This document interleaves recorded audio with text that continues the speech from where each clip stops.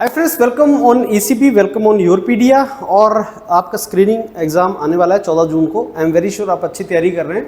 मैंने आपको बताया भी था कि जो 2 नवंबर को एग्ज़ाम हुआ है हरियाणा पब्लिक सर्विस कमीशन का, उस एग्ज़ाम्स का अगर आप पैटर्न देखेंगे तो आपको पता लग जाएगा कि फोकस कहाँ रखना है, कैसे तैयारी करनी है और किस तरीके से पेपर को अटैम्प्ट करना है। ट्रिक्स हैं, टिप्स हैं, इंपॉर्टेंट स्ट्रेटजीज़ हैं और तैयारी करने का तरीका है।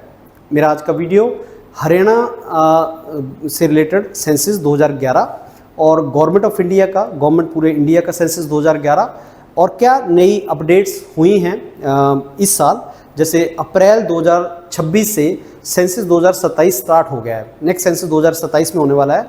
21 में नहीं हुआ था कोविड के चलते, 10 साल के बाद होता है। 2011 के बाद 21 को होना था, लेकिन जब होना था फरवरी मार्च में तो कोविड आ गया, तो कोविड के चलते नहीं हुआ। तो अब ये जितना भी आपका सेंसस है ये 2027 में होगा, जिसकी स्टार्टिंग 2026 अप्रैल से होगी। पहले घरों की काउंटिंग की जाएगी जो आपके घरों में हो रहा होगा, फिर अक्टूबर नवंबर के बाद जो है वो प्रॉपर पॉपुलेशन की भी सेंसस होगा। 2011 में पहली बार कास्ट सेंसस के लिए भी कुछ किया गया था, लेकिन वो फॉर्मल वे में नहीं हुआ था, उसका भी डिस्कस करेंगे। और अभी 2026 अप्रैल में गवर्नमेंट एक बिल लेके आई, 131st बिल, अमेंडमेंट बिल, जो पास नहीं हुआ, लेकिन उसका ऑब्जेक्टिव था कि वुमेन रिजर्वेशन दे दी जाए। जो हमने ऑलरेडी बिल पास किया उसकी वुमेन रिजर्वेशन बिल को इम्प्लीमेंट कर दिया जाए, लेकिन उसमें डिलिमिटेशन और कास्ट सेंसस और सेंसस जो होना है 2027 का, वो उसके लिए कंडीशनल था कि जब तक ये नहीं होगा और हम पार्लियामेंट के नंबर ऑफ सीट्स को हम बढ़ाएंगे नहीं, 550 से 850 नहीं कर देंगे, तब तक वुमेन रिजर्वेशन बिल को नहीं दिया जाएगा। तो ये भी एक डिस्कशन हुआ था, तो उसके ऊपर भी हम बात करेंगे। प्लस हिस्टोरिकल सेंसस कब से स्टार्ट हुआ है, 1872, किसको फादर ऑफ सेंसस बोला जाता है, लॉर्ड मायो का क्या रोल है। फिर 1881 में फॉर्मल सेंसस हुआ, फिर कुछ उससे रिलेटेड इनपुट और हरियाणा के सेंसस का डाटा। तो ये डॉक्यूमेंट मैं आपको आपके ग्रुप में भेज चुका हूँ फ्रेंड्स, आप इसको गो थ्रू कर लेना। और ये बहुत ही इंपॉर्टेंट डॉक्यूमेंट, बहुत important information. So Haryana public service commission screening exam अगर आप दे रहे हैं तो आपको ये इन्फॉर्मेशन रिक्वायर्ड है। ये जो हम एनालिसिस करते हैं सारे का सारा वो एनालिसिस है। अब सेंसस से रिलेटेड जो क्वेश्चन आए हैं 2025 में नवंबर में, मैं वो आपको थोड़ा सा बता दूं पहले। तो ये क्वेश्चन आया कि कौन से डिस्ट्रिक्ट में हाईएस्ट पॉपुलेशन ग्रोथ रेट देखी गई है हरियाणा के, ये ऐसे क्वेश्चन आए थे। तो देखा गया था गुरुग्राम में, देखा गया था बिकॉज वहाँ पे क्या हुआ था कि आपका बहुत रैपिड अर्बनाइजेशन हुआ था, इसलिए पॉपुलेशन ग्रोथ रेट बहुत ज़्यादा वहाँ पे ऑब्जर्व की गई थी। मैं कुछ क्वेश्चन जो यहाँ पे आज आपको अगर नहीं मैंने आपको दिए हैं तो कुछ क्वेश्चन मैं आपको टेस्ट में डालूंगा जो बहुत ही इंपॉर्टेंट क्वेश्चन होंगे, उनको आपने मिस नहीं करना। उसके बाद कौन से हरियाणा के डिस्ट्रिक्ट ने लोएस्ट सेक्स रेशियो सेंसस 2011 में मिला है। दैट मीन्स 2011 का सेंसस भी हमारे लिए एक इंपॉर्टेंट सेंसस है। इन्फॉर्मेशन मैं आपको दे रहा हूँ, ये गो थ्रू करनी है, प्लस टेस्ट में जो इन्फॉर्मेशन है वो भी आपने लेनी है। हरियाणा में हाईएस्ट शेड्यूल कास्ट पॉपुलेशन जो है वो एज पर सेंसस 2011 कहाँ है, कौन से डिस्ट्रिक्ट में है, ये क्वेश्चन पूछा गया था। और फिर ये कुछ एक पॉपुलेशन ग्रोथ से रिलेटेड था, natural rate of population growth कैसे बढ़ता है 1981 से 2001 तक, 51 से 81 तक, 1901 से लेकर 1921 तक कैसे पॉपुलेशन ग्रोथ बढ़ी है, उससे रिलेटेड ये आपका सारे का सारा था। तो ये आपके 4 क्वेश्चन आए थे फ्रेंड्स जो नवंबर में आपका एग्जाम हुआ था। अब सबसे पहले history of census in India से स्टार्ट करते हैं कि सेंसस इन इंडिया की हिस्ट्री किस तरीके से इवॉल्व हुई है, कैसे हुआ है हिस्ट्री सारा। तो ये आपका 15 बार अभी तक सेंसस हुआ है 2011 तक, और हर 10 साल के बाद ये होता है। 1872 में लॉर्ड मायो के अंडर ये सब स्टार्ट हुआ और पहला कंप्लीट सेंसस 1872 में हुआ। उसके बाद 1949 के बाद जब कंट्री आज़ाद हुआ तो registrar general and census commissioner of India, जो मिनिस्ट्री ऑफ होम अफेयर के अंडर आते हैं, वो सेंसस करवाते हैं। हेनरी वॉल्टर को फादर ऑफ इंडियन सेंसस माना जाता है बिकॉज उन्होंने ढाका का, जिसको अभी ढाका बांग्लादेश में बोलते हैं, उसका सिस्टमेटिक सेंसस करवाया था 1830 में। लॉर्ड मायो बहुत बाद में 1872 में, लॉर्ड मायो पहले इंडिया के वो गवर्नर जनरल थे जिन्होंने इसको करवाया सेंसस को। और उसके बाद 1881 में ये कंप्लीट और सिंक्रोनाइज्ड वे में हुआ, तब लॉर्ड रिपन थे। तो मायो ने जो करवाया था वो पहला सेंसस था जो बेसिकली गवर्नर जनरल जिन्होंने करवाया था इंडिया के अंदर, लेकिन ढाका भी उस टाइम पे इंडिया में ही था। तो वो पूरे के पूरे इंडिया का नहीं हुआ था, वो ओनली ढाका का हुआ था। तो बेसिकली ये एक शहर का उन्होंने करवाया था। फिर उसके बाद लॉर्ड बायो ने जो करवाया, वो करवाया तो है पूरे इंडिया का, लेकिन वो सिंक्रोनाइज नहीं था, पूरे सिंक्रोनाइज वे में जो करवाया था लॉर्ड रिपन ने करवाया था। सो ये बेसिकली थोड़ा सा इनपुट।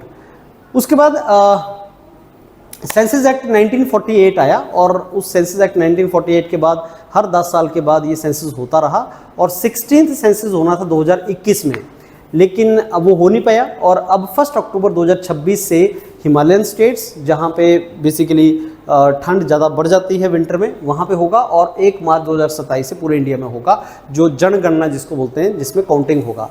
लेकिन नॉर्थ में अप्रैल 2026 से स्टार्ट हो गया, घरों की काउंटिंग वगैरह स्टार्ट हो गई है।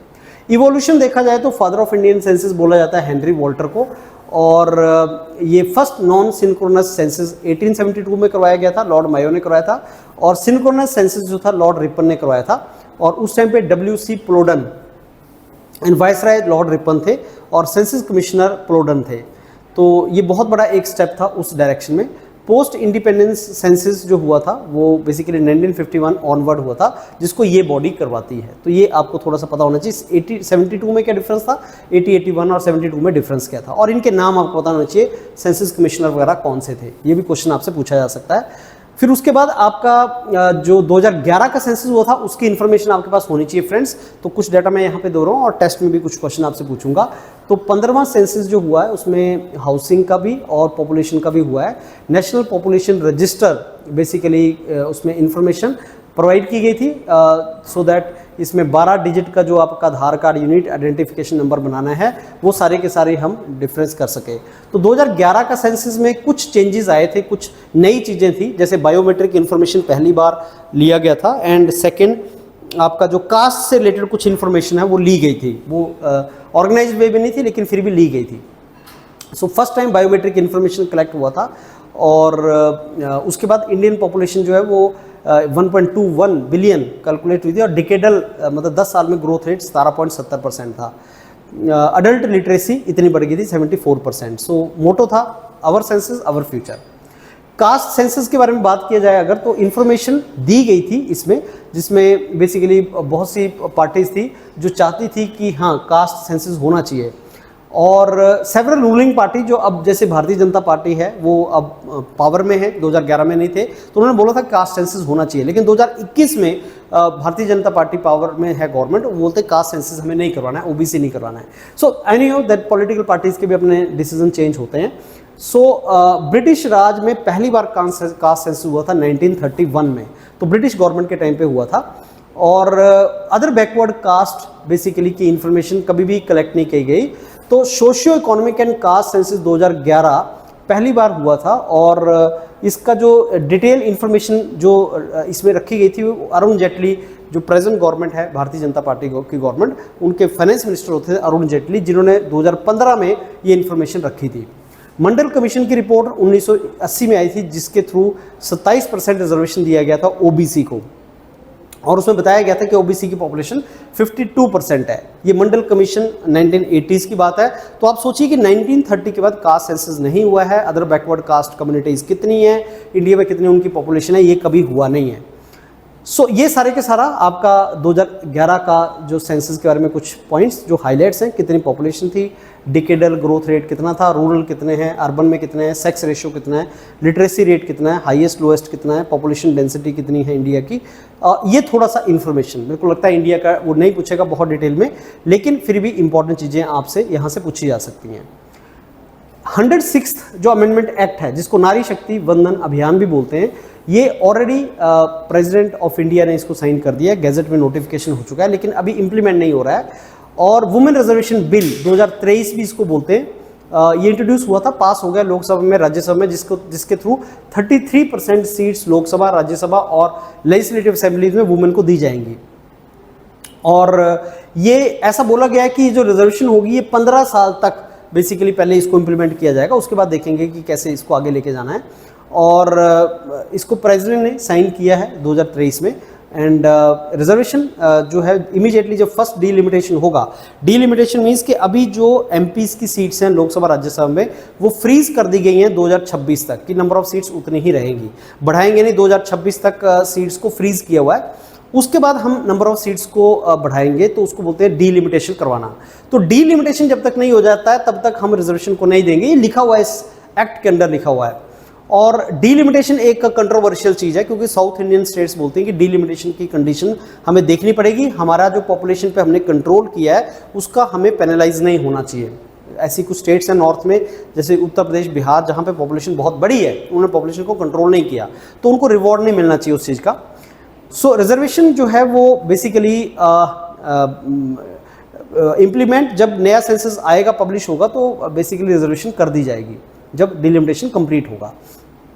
सो 2026 में इस प्रेजेंट गवर्नमेंट ने ट्राई किया 131st अमेंडमेंट बिल और एक्ट में फ़र्क है। बिल एक्ट तब बनता है जब प्रेसिडेंट उस पर साइन कर देते हैं, तो जो एक्ट बिल है 31st बिल, वो अभी तक एक्ट नहीं बना है, और उसमें 2011 का सेंसस का जो डाटा है वो बेसिकली अभी उसी के बेस पे बात चल रही है। तो कॉन्स्टिट्यूशन का जो बिल था उसमें ये बोला गया था कि 550 से 850 हम कर देंगे, और जो सेंसस 2011 का डाटा है उसी को यूज़ करके हम कर देते हैं, और नंबर ऑफ सीट्स हम बढ़ा देते हैं, और डीलिमिटेशन बिल भी उसमें प्रेजेंट किया गया था। तो ये आपका 131st अमेंडमेंट बिल को प्रेजेंट किया गया था, लेकिन वो बिल पास हुआ नहीं, वो डिफीट हो गया बिल, 2 बिल साथ में और थे। तो ये सारे के सारा बिल बेसिकली वहाँ पे डिफीट हो गया, और गवर्नमेंट ने फिर बिल को विड्रॉ कर लिया। तो 2027 सेंसस जो है, जो अभी होना है 16th सेंसस, वो आपका 2 फेज़ में होगा, पहले घरों का और उसके बाद जनगणना, लोगों की कैलकुलेशन। तो 1 अप्रैल 2026 से घरों की जो है वो काउंटिंग स्टार्ट हो गया है, और फरवरी 2027 से आपका दूसरा भी स्टार्ट हो जाएगा। सो कोविड के चलते ये नहीं हुआ था जो मैंने आपको ऊपर बताया था। और 16वां सेंसस बेसिकली कास्ट को भी पहली बार सिंस 1930 जब अंग्रेजों ने किया था, उसके बाद इसको भी काउंट करेगा, तो कास्ट पहली बार काउंटिंग में आएगा। फिर ये जो 2027 का सेंसस और 131st बिल है, इसमें लिंक क्या है? तो बेसिकली डीलिमिटेशन एक्सरसाइज के लिए जो सेंसस है 2027 का सेंसस जो होना है, वो उसके लिए एक बेसिस की तरह से काम करेगा। तो जितना भी पॉपुलेशन है, हमें पता तो होना चाहिए कि जनता पॉपुलेशन है कितनी, सो दैट हम वहाँ पे बेसिकली डीलिमिटेशन करवा सकें। तो ये सारे का सारा गवर्नमेंट चाहती है कि 2027 का डाटा उसमें यूज़ होता, तो लेकिन उसमें डिले है अभी। तो गवर्नमेंट ने डिले अवॉइड करने के लिए क्या किया कि वुमेन रिजर्वेशन बिल को इंट्रोड्यूस कर दिया दोबारा, ये बोल के कि हम इस बिल को, वुमेन रिजर्वेशन बिल को पास इम्प्लीमेंट कर देना चाहते हैं, और 2011 के सेंसस को यूज़ कर लेंगे। बट ये चला नहीं, लोगों ने इसको माना नहीं कि आप डीलिमिटेशन पहले कराओ, ढंग से उसको कराओ सारे के सारा।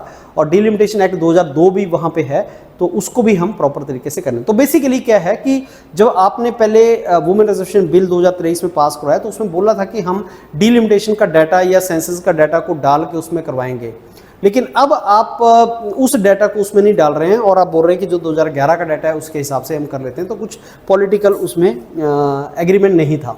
सोशियो इकोनॉमिक कास्ट सेंसस पहली बार 1931 में हुआ था, उसके बाद नहीं हुआ।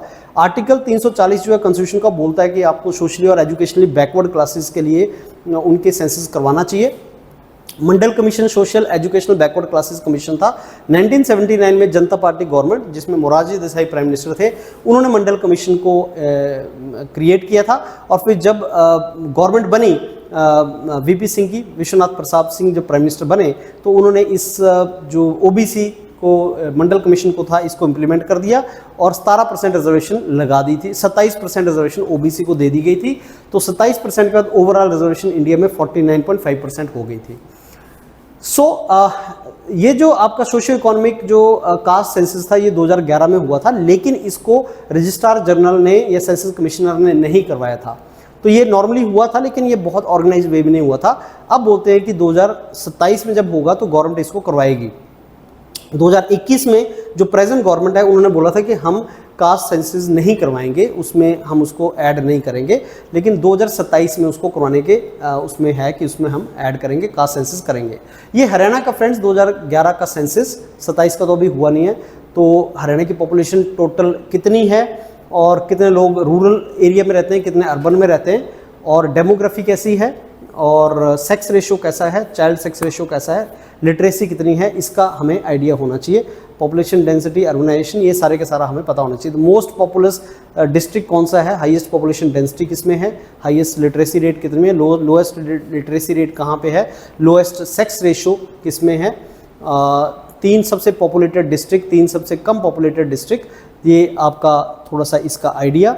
और ये कुछ जो डिस्ट्रिक्ट कौन सा सबसे ज़्यादा पॉपुलेटेड है, लीस्ट पॉपुलस है, highest sex ratio, lowest sex ratio, highest literacy rate, lowest literacy rate, इससे रिलेटेड कुछ डाटा जो डिस्ट्रिक्ट का आपको दिया है।